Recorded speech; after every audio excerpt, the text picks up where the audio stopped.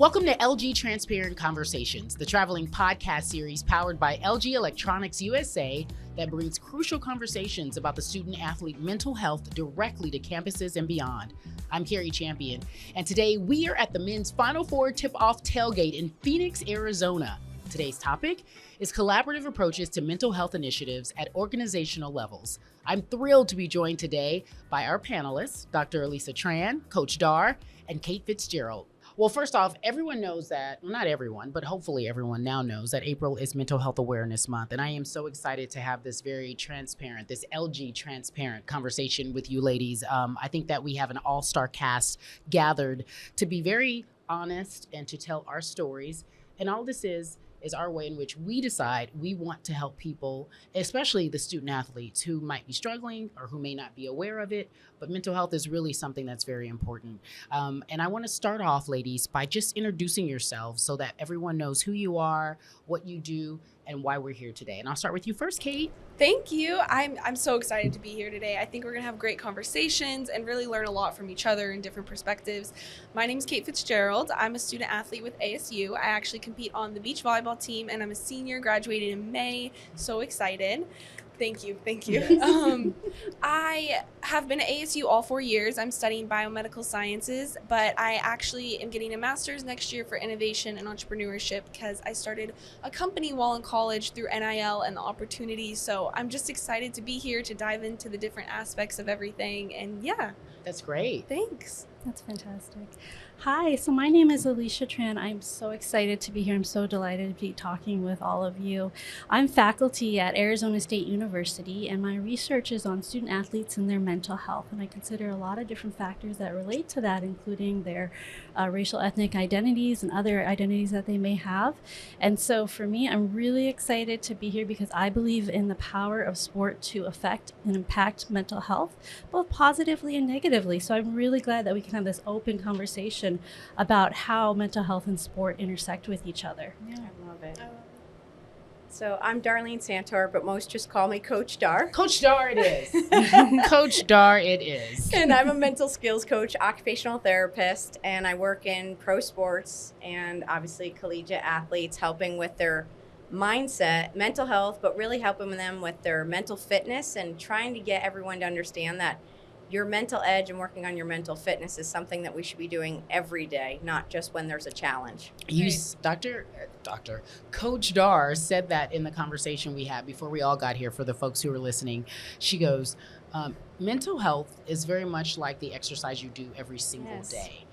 To stay healthy, we forget about the aspect of our minds and what we need to do. I'm really curious, what led you into this particular work? Why was mental health such something that you wanted to advocate for? I started out in the hospital taking care of traumatic brain injured patients. And so I would help people in neuro, that was my specialty, overcome the most extreme odds. And then when I started my private practice, it was so natural for me to just want people to understand that if you worked on your mindset daily, how you saw things, how you reframed things, creating a vision, going after it, shifting your perspective, all of that would help you so that when the hits came, you didn't go so low, because now you're like your muscle on your arm, your mental muscle was stronger because you worked on your mental fitness prior to a hit, prior to having something hard happen to you. And it makes all the difference. And it's the difference in sports from good to great because it's your mindset. From good to great. That's a great, well, speaking of, right, we have our student athlete here, and it's really important that, I love that we are at a space and time where, women are doing amazing in sports. And we watch all women's sports, they are amazing. Kate, thanks for being the student athlete representative for that. But I'm really curious, as when it comes to you and your mental health, what made you decide this is something you wanted to advocate for? You know, there were a lot of factors in it. I think definitely over the last 4 years in college, mental health and coming out of COVID and everything was much more transparent amongst college athletes. Like, it was really around us more. There was much more conversation about it. For me personally, I think you always grow up with that narrative just around sports in general of like, be tough. like, stick it out, you're fine, just work harder, just go for it. And actually what you guys were just talking about, someone came to our team one day and told us, you have to train your mind just as much as you trained your body. And that is truly what clicked for me. And I was like, right now I'm not struggling in my sport, I'm not struggling right now, but I want to start going and like preparing my mind and going and taking the steps that I need to take. So one day when it's going to happen, because it's inevitable, every athlete at some point, you're going to have your confidence shook, you're going to have like something fall apart, an injury, no matter what it is. Start preparing beforehand. And that's what I did. And I was fortunate because that did happen.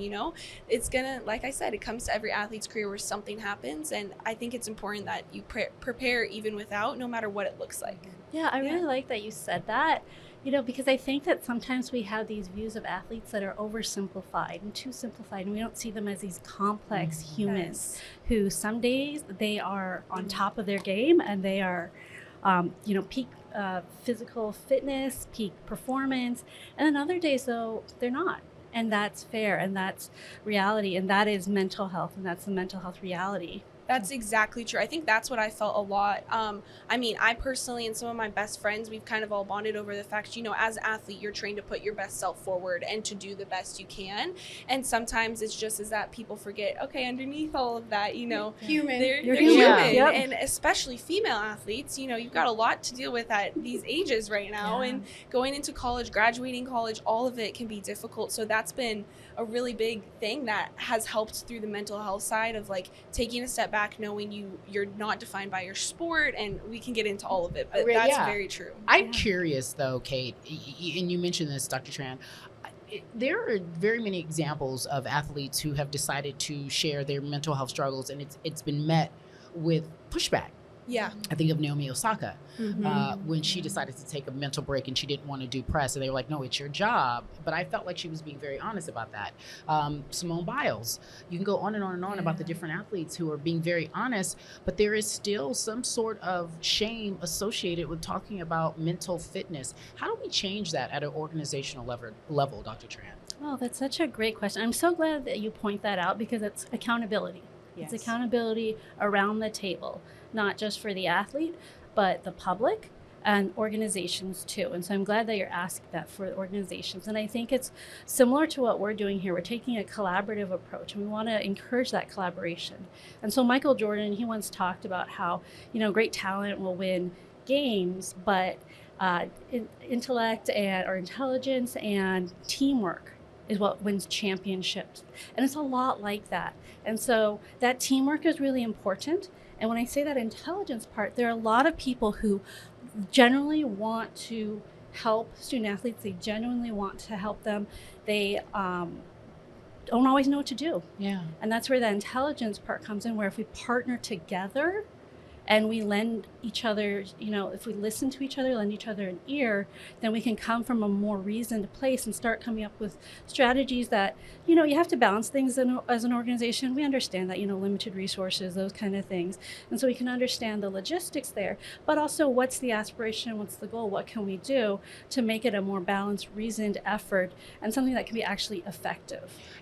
Coach Star, you did this at a professional level with the Phoenix Suns. I like that we are talking about doing it at a collegiate level here at the Final Four tailgate, where I think the highest pressure is felt when you're going for a natty, right? You want to win it all. I wonder, was there anything that you learned while created or developed while being with the Phoenix Suns in terms of the mental toughness, that edge? What separated the good from the great? It was consistency and working on your mental edge. And so a great example of this is there was a player that he would say to me, I know of a big game coming up, specifically a certain team, and he said, Coach, what do we need to do to start working on this so that I could get locked in going in? Because I woke up and I don't feel right.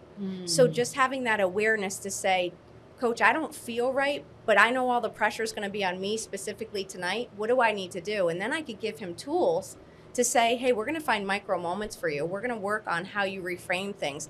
And then once he learned the tools, it's like teaching someone to fish. Now next game, when that pressure came on, he saw it as an opportunity rather than pulling them back. So giving each athlete their tools that they need in their toolbox, custom to them, because each personality is so different, they then know what to pull from when moments like this, when all the eyes are on you, that you could clear the clutter and shut out the noise and zone in so you can play the play. When you say, Coach, I don't feel right, that's to me coded language. So if they don't make it clear, what are you supposed to do with that? I'm curious, if I am working inside of an organization and a player comes to me and says, I don't feel right, I don't know what that means. So we have already built trust. So then I'll say to him, how's your heart? Because usually when I say, how's your heart, it shifts into emotion. Then how are you feeling? They're not sure how to describe their emotions, but I'll say, how's your heart? And he's like, it's fine. And then I'll say, are you feeling off because you're sad? Are you nervous? Like, what is the emotion, and how could you tell me what that is so then we could know what to do with it? And as soon as they identify their emotion, then I could help them and direct them. But they won't come out and just say, I feel nervous today, or I feel sad today. Yeah, that's a hard thing to do. That's vulnerable. Especially imagine today. Imagine right now there's a player. It's go time in just someone a few doesn't hours, feel right, and they're like, I woke up and I'm off. I mean, have you ever woken up and you're just off? Yeah. You're just not ready, right? And it's game time. So what you do is you learn tools to say, okay, I know I'm not off. Great for having that awareness. Now here's the tools on how we can get you locked in and ready to go and reset it. Yeah, that's a wonderful point. I think a big thing that has been my biggest tool, like from personal experience, is thinking back to like, it's just a sport. And I know there's so much around it. Look at us. We're here doing this talk, and there's a huge tailgate going on outside. I mean, there's so much around sports nowadays. But for the players to just go back and realize, like, I'm just playing basketball. Like, I'm just playing volleyball. Or thinking of, like, my teammates and I always say, think of that little girl that you're doing it for. You know, like, she just was excited to go, dive in the sand and pick a volleyball up. And kind of taking it back and getting in touch with that side of the sport, and remembering in the end of the day, it's a game, it's a sport, and, like, you will, like, continue on after. That's been the biggest toolkit. When you wake up feeling off, it just brings back that joy, that love that you have for it. And so you're able to just go out there and compete at, like, true competitiveness that's inside you, without the, pressure and the, expectations of the rest of the world. That's key. Why power. When you have why power over willpower, you'll sustain. Yeah. Because your will, you get tired, the grind of the season, but your why are you doing this? That little girl that was so good, because you're playing for her. Exactly. You're playing for, the opportunity, the family. Your why leads you when your will wants to give up. And I really liked, Cari, that you even asked that question and you caught that was coded language. And I think that that's part of, so in my field, that's part of what we call cultural competency. And I think that that's really important with athletes, because there is an athlete culture, and their organizations that they're operating in are going to have a culture. And I think that's really important to think about what culture they're operating in, what's the message about mental health in that culture. And it should be, and in many cases it really is, that people want to help. They want to hear when you don't feel off. If there's a player in there, I hope somebody's like, tell us, let us know. And so I love the idea of trying to meet an athlete where they're at and finding that individual experience that they've had, and the why to what they're doing that really fuels them and get them recentered and back in the game. Dr. Tran, is there anything that you would like to hear from student athletes in terms of building a community, a structure, an organization that puts mental health at the forefront for them? Because I hear Coach Dar say, oh, well, listen, I don't feel right. And she knows what that means, right? But everybody doesn't know that. There is still this apprehension. So how do you think a student athlete can help you all build a safe space, if you will? Yeah, I think a lot of it is, it's hard. It's their bravery. It's so great to have a face that Kate is here to the cause, the issue, and the reality. And so some of it is being a model and a leader in a different way, and just saying, I'm not doing too well today. And that's okay. It doesn't have to be this big, I got to tell you, I'm dealing with this, and this, and this. It's just being present and showing, hey, I need some help. and here are some of my ideas, but I also want to know what else is available for me, what other sports are there. And it, hopefully it doesn't have to feel like this big thing. Hopefully But sometimes it does. It Sure, does. yeah, Look, I'm in true. therapy. I do it every day. I work my mental health all the time. And I think it's important. There's no shame. By the way, I have friends, this is a side note. My friends are like, you're so trendy. I'm in therapy. No, but the reality is that we all should have it. We all should have somebody to vent to that creates a safe space. And I wonder, Kate, as this student athlete, this is my thought for you. Yes. Have they created a door for you to walk through where it feels safe? And if they haven't, what does that look like for athletes? Well, so to first answer your question, yes, they have. I think ASU has. ASU has put a lot of resources into the athlete mental health because we voiced it as athletes. But also kind of as you were just talking right now, you said the key thing of like having someone to talk to. And I think that, you hear, they need someone to talk to you, but what that actually looks like is so different. Yeah. There's, of course, sports psychs. That is key, for what you're just talking about, Coach Dar, of like getting game ready, knowing like those tips and tricks when you're in a game and maybe like in here, they're missing a free throw and it could be like to tie up the game. Like those moments, that's a sports psych and that's something you need. But there's a whole other side of college athletics, sports, no matter what side of athletics, where it's just having someone to talk to, and that might not always be a therapist or a sports psych, but building that community is what I've found through my different positions with ASU is actually what really helps in a like larger run, like allowing athletes to actually build meaningful friendships and setting it up and opening those doors so there's places for them to go to connect with other athletes so they have friends more than just teammates. And it's not even just friends on your team, but friends on other teams that you can reach out to and be like, hey, practice was awful today and I didn't know why, and I'm mad at my coach or I'm mad at my partner or whatever it is. And having someone else to talk to that's maybe not like a sports psych, or just having that friend community who's going through it with you in that community, I think is that other door that needs to continue to be open. And I think that's really powerful. I want to jump out of my chair. I get so excited because I'm trying to do this in all sports, meaning the cross-pollinating sports, so that football, tennis, volleyball, everyone's coming together to know that they're not alone. That just like you said, you got back from practice or you missed that buzzer beater shot or something, and someone's going to go, I've been there too. Yeah. And then they might have a word of wisdom that's all you needed and it changed. But community and connection is the thing that brings us the most joy. Study after study just shows we need connection and community in life. We're not meant to do this alone. Example. So this right here, we're now connected. Just knowing, as you grow and you build community, just knowing you have a few people that you could build connection and community with, you don't feel alone. So when something goes wrong, it could be 2, 3, it could be one person, but just knowing you have a tribe that you could lean on shows study after study that people can endure a lot longer when they know they're not alone, 100%. When they know they have a community. And if athletes could create their own community with this, which they're trying now more and more, it will be a game changer so that they'll have more tools so that if they don't want to come to one of the professionals, they still have help. Right. So, well, the reality is, too, that so much of mental health is actually very normal. And we've really, really probably over-pathologized. Like, if you have a bad game and a bad practice, I would expect you not to feel great. Exactly. Yeah. To be honest. And so to be able to voice like, that did not feel good. And to be like, oh, yeah, it didn't feel good to me either. And be like, oh, okay. And it's not this big thing. And so, I would expect, for this level, the amount of stress that people are going through, the pressure on them, I would expect, some mental health stress there. And then, like, the way college athletics, especially the landscape, is changing. I mean, NIL, we've already seen how that changes. That adds a whole nother level of mental pressure, whether you want to partake or not.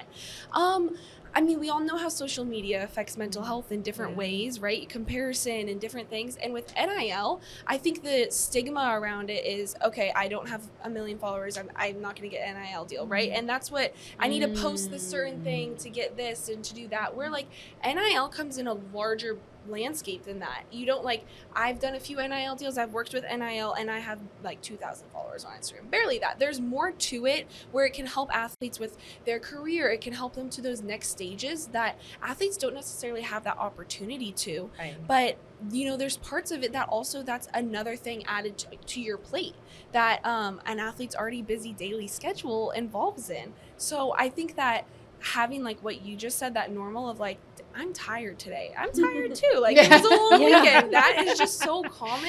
And I am incredible. tired. Let's all get used to saying that together. We are tired. Yeah. I want to go a little deeper on what you said, Kate, and everyone, please feel free to be as transparent. No pun intended. I watch these games and I think of when someone misses the free throw to win the game, or I think of a call by a ref that absolutely changes the outcome of the game, but the player is getting the vitriol from social media. What is the immediate response, or is there an immediate response? Because it breaks my heart when I see athletes say, I'm getting death threats because I did not respond well during a moment in the game. How is that handled in that moment, in your opinion? I think that this is great because this is that accountability for us. Okay, so like we live in a culture where athletics is a lot about errors and what errors you're making, and so like you could be on the blooper reel tonight, and wouldn't that be something? But we forget the human part of it, that there is somebody on the other side of that who has to, you know, get those death threats, and they have to process, like they already knew they made the mistake. Yeah, I don't need you to tell. I'm gonna tell you, when I Yeah. have a horrible interview, I'm like, I know it was awful. I don't need your. I don't need you to weigh in. Yeah, I'm dealing with it exactly. myself. Right. I don't need you to tell me how you feel. I mean, especially at this level, like the athletes have been They playing know. for years. We know. You like, know. I mean, that happened. I just was talking about this with my teammate the other day, and this, like, I love my coaches, but it was literally exactly that. I was like, I know that was a bad pass. Like, we were like, oh God, we already know that was like, we should have hit that in. Like, you know, that type of stuff. A lot of times, athletes already know. Yeah. And you know, when that happens, I'll sit with the athlete and they'll come off and they know, and I literally go and give them a hug. Yeah. I do, and I just say, I know this is hard right now, and they'll say, it sucks. It feels awful, and I said, of course it does. And I said, we're going to get through it. Like, let's put it back in perspective when we can. But first, I just sit with them for a minute, because me coming and saying, tomorrow is going to be better right away when you're hurting, no. It's just sitting there going, I feel this with you. I just want you to know, I feel this with you. And they respect that so much more than trying to push it already to the next moment. Because you have to feel it.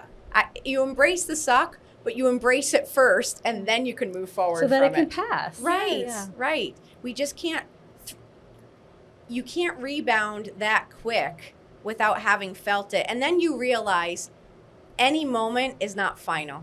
I know in that moment it feels final, but it is not final in life. So there then are so we get to have many that. sayings. Moments do not define you. Yes. I refuse to, especially with student athletes, I refuse to let moments define them. And I try to say that as a journalist, and I'm covering them. I try to give that grace, because they really do feel like certain moments define who they are. I use the example of Chris Webber, who called a timeout, and it was like the most infamous timeout ever. And I felt like that defined his career for a long time until he released it. And I think of certain athletes who have these big moments on these big grand stages, and they say the greats should have amnesia. The greats should have amnesia. That's what they say. And I believe that. But when you talk about identifying an emotion as a student athlete, I need to know what it is I'm feeling and why I feel that way. Right. How important is that for you, Kate? And do you have any examples of when you've had that moment where you're like, 100%. honey, yes, every day. I can think about it like a few weeks ago. We were playing a big game, and I hit a ball out, and we lost, and then had to go to the second set. And it's just stuff like that where you have to the biggest thing that I actually took away in those moments with identifying emotion is realize, okay, why am I actually frustrated? Like, am I frustrated because I knew I didn't like do enough to prepare for this and that was the actual issue? Or did I do everything I can and, like, I made a mistake? Sports are made up of who makes less mistakes at the end of the day. That's right. Like, or who gets, quote, lucky and luck. And I have my own little quote for luck that my dad always said is luck is what happens when preparedness meets opportunity. Yes. It's my favorite thing. Yep. But another big emotional takeaway is athletes and everyone in life, I think, universally you remember what you did wrong, or you're told what you did wrong. Like, there's so many quotes of, oh, I did 3 things right and then I did that one thing wrong, and now anyone remembers is that one thing I did. And that's definitely what athletes take away from a game a lot of the time. Even if they win the game, they're like, I won that, but that was a bad game. I messed up here, here, and here. We're like, you just won the game. You just beat this school. Like, it's okay. And I think that's a big emotional shift, is learning to recognize also, like, okay, this is what I screwed up on, but these are all the things I did well. I've been working on this shot. I've been working on this pass, and I did it today. And being able to look back and find, okay, or have someone point out to you what you did well and what you're good at helps with that emotional balance. So you can like have the negatives and the positives and find that like balance there. Yeah, and I think there's this narrative. We have to remember, it's okay to lose. Yes. It's not okay to not try, and it's not okay to give up. And for athletes, if we could give them the space and the mental space to try again, that's where I think, resilience. Yeah, and that's what I think support is not to let them lose and then be done.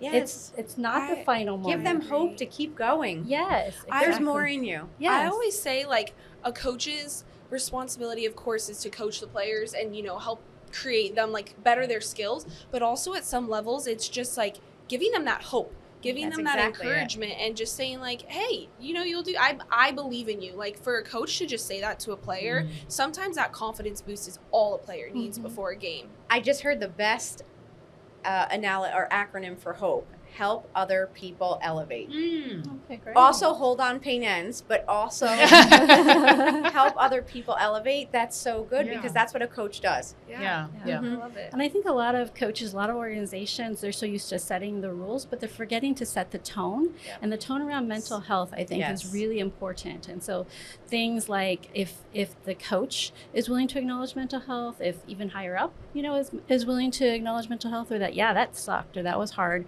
Okay, so then what? And then what's next? Yeah.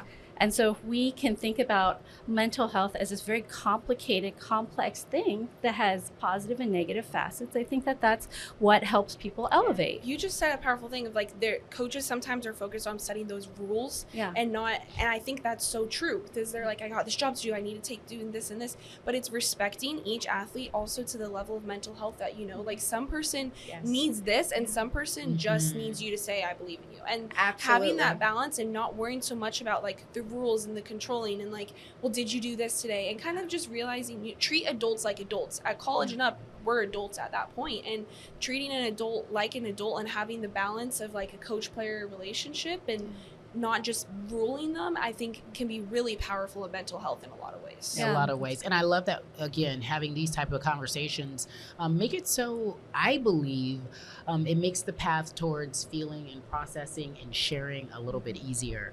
I think that we have been able to cover a lot. We're going to take a quick break, and we are going to get questions from the audience. I'm sure they have a lot for Coach Dr. Tran, as well as Kate.